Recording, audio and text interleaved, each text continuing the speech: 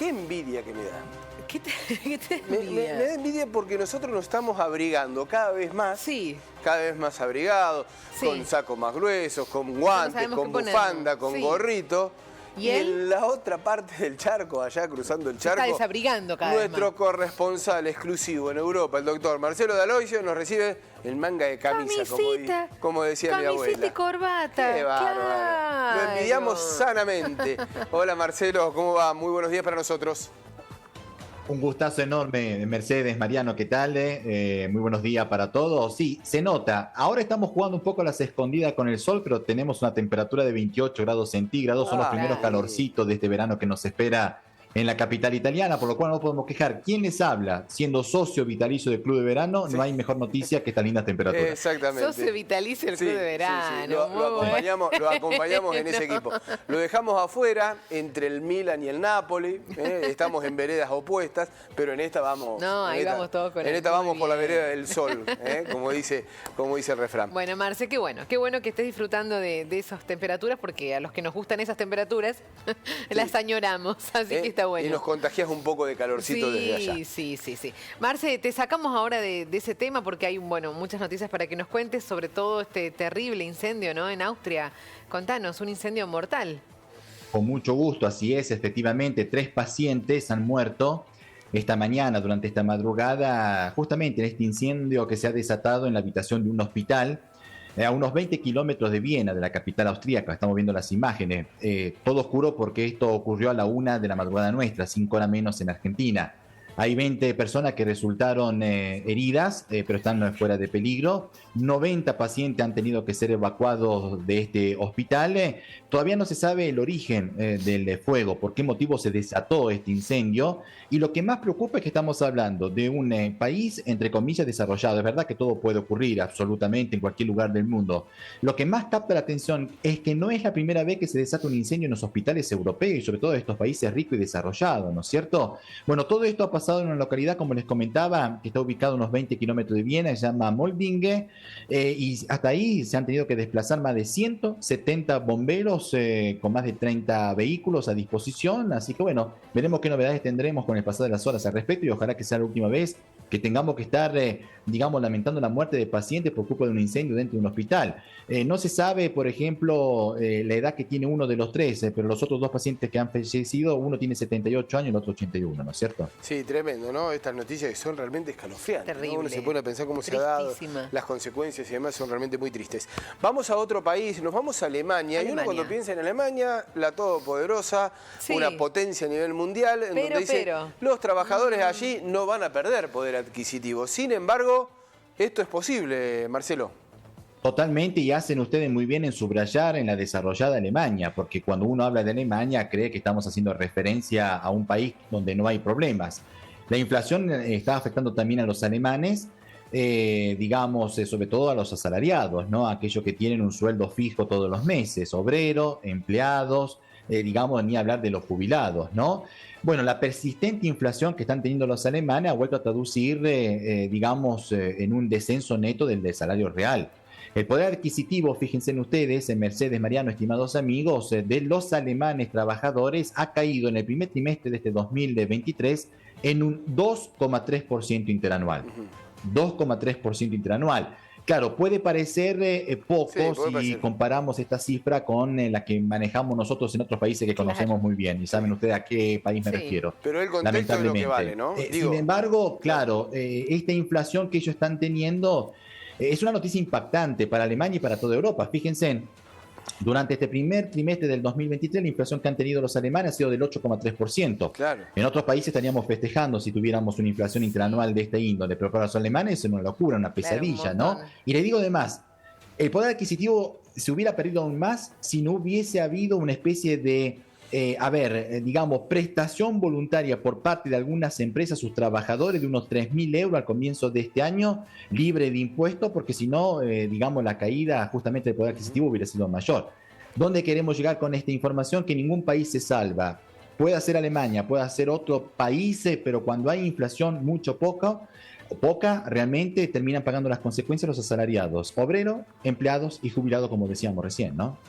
Y Marce, estuvimos por Austria, estuvimos por Alemania, vamos a Francia ahora también, que el gobierno francés, contanos sobre este plan que ha presentado por los fraudes en las prestaciones sociales. ¿En qué consiste?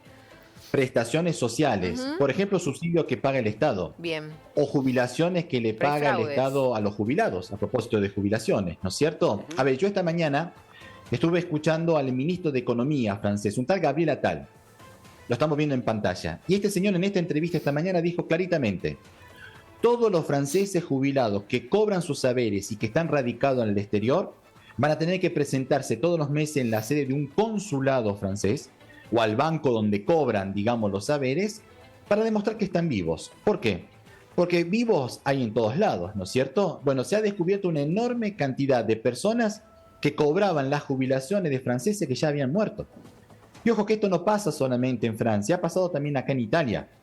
Las autoridades italianas de los diferentes gobiernos, y no les quito más tiempo y me quedo a disposición de ustedes, Mercedes, Mariano, han tenido que entrar con los botines de punta.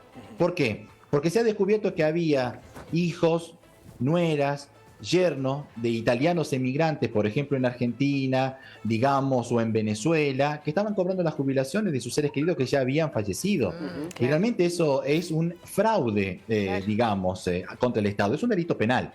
Así que bueno, me parece muy bien que el gobierno entre con los botines de punta para que se acaben con estos vivos. Y le doy otro ejemplo. Acá estamos hablando de jubilaciones que se pagan a aquellas personas que están viviendo afuera del país, ¿no? Pero ustedes saben que con el tema de la pandemia, con el tema de la guerra en Ucrania, los gobiernos europeos han estado pagando subsidios y continúan pagando subsidios, sobre todo a las personas de renta media-baja. Por ejemplo, acá en Italia tenemos la renta de ciudadanía. O sea, si vos estás sin trabajo, yo, Estado, te pago una cifra que depende después de la cantidad de miembros de tu familia, y yo me comprometo en buscarte. Yo, Estado, me comprometo en buscarte un puesto de trabajo. Pero para que yo te pueda otorgar este subsidio, vos tenés que estar viviendo de forma estable, digamos, en Italia. ¿Qué ha ocurrido?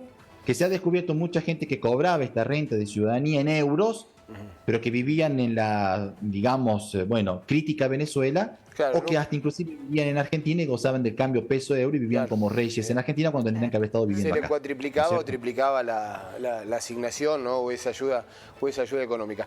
Marcelo, muchísimas gracias. Simplemente te comento, estás muy al tanto de todas las noticias que suceden en nuestro país, a pesar de estar allí en Roma, y tenés mucha vinculación con el Vaticano. El revuelo que armó la designación del arzobispo de Buenos Aires por el Papa Francisco aquí en la Argentina, estarás enterado, declaraciones, ¿no? Con las declaraciones que realizó y demás. A ver, sí, acá se ha puesto de relieve, digamos, el nombramiento de García Cuerva, el actual obispo de Río Gallegos, como reemplazante de Cardenal Poli en Buenos Aires, ¿no? ¿Qué se dice por aquí? El rol mío como corresponsal es comentarles la información que se maneja en esta parte del mundo. Claro. Bueno, aquí a pocas cuadras en el Vaticano todo el mundo califica a este obispo como el Bergoglio, un nuevo cura de barrio, ¿no es cierto? Ahora, si ustedes hacen referencia al revuelo que ha suscitado en Argentina porque aparecieron fotos con Alicia Kirchner, bueno, ahí yo no quiero poner las manos en el fuego, porque sinceramente hay algunos medios de comunicación que interpretan ciertas fotos de una manera o de la otra. Creo que no deberíamos tener prejuicios hacia con ciertos sujetos y dejarlo que trabaje para ver qué tal le va en una diócesis que no es muy fácil que digamos, porque estamos hablando de la capital de los argentinos, ¿no es cierto? ¿O estoy equivocado? No, por supuesto que es así, ¿no? Y entra en debate y se mete en la grieta y en el conflicto político. Viste cómo ya empezaron a titular el arzobispo algunas declaraciones, ¿viste? Exactamente. Bueno, dentro del entorno de la iglesia también han sido muy críticos. Lo que hay que destacar también es que cuando se nombra un nuevo obispo, y ustedes lo saben mejor que yo, no se levante el Papa a la mañana y dice, ¿sabes lo que hacemos? Lo nombramos al nuevo obispo de Buenos Aires, a Marcelo D'Aloisio, ¿no es cierto? Claro. Efectivamente, hay un estudio previo con la Conferencia Episcopal Argentina, con la Nunciatura Vaticana en Buenos Aires, con, digamos, la Pontificia Congregación de los Obispos que tenemos acá en el Vaticano. Sí, es verdad, el Papa después firma el decreto de nombramiento. Obviamente en este caso estamos hablando del obispado de Papa Bergoglio, él conoce muy bien a los sacerdotes, a los obispos argentinos, estamos hablando, digamos, del nombramiento del obispo de Nueva Delhi en la India, ¿no es cierto? Estamos haciendo referencia a una ciudad que él conoce muy bien, un país que conoce a la perfección. Pero me imagino que han habido revuelo y creo que seguirán habiendo revuelo cada decisión que tome el Papa Francisco respecto a la Argentina, de eso no hay duda. Marcelo, muchísimas gracias. Mientras tanto, lo dejamos para la próxima semana. El Inter se prepara para jugar la final de la Champions. Un fuerte abrazo. Esperemos que le vaya bien a Lautaro Martínez, que no le haya caído mal la torta para la final. No, claro, el casamiento. Linda boda se metió. ¿Viste la foto? Linda. Linda boda metió Lautaro. No fue invitado, Marcelo, ¿no? Totalmente. Se hizo en una mansión a orilla del lago de Como, a 50 kilómetros al norte de Milán, en Villa d'Este, donde siempre se usa esos salones para convenios empresariales, financieros, del mundo industrial internacional, y había varios campeones del mundo, digamos, presentes en la boda. Usted no asistió. Nico González, McAllister, el Dibu Martín, entre otros, y a pesar que la invitación llegó para muchos, muchos no se presentaron, entre ellos Messi y Antonella, ¿no es cierto? Y el caso suyo. Y vos. Un fuerte abrazo. Un abrazo. Chao, hasta luego. Chao.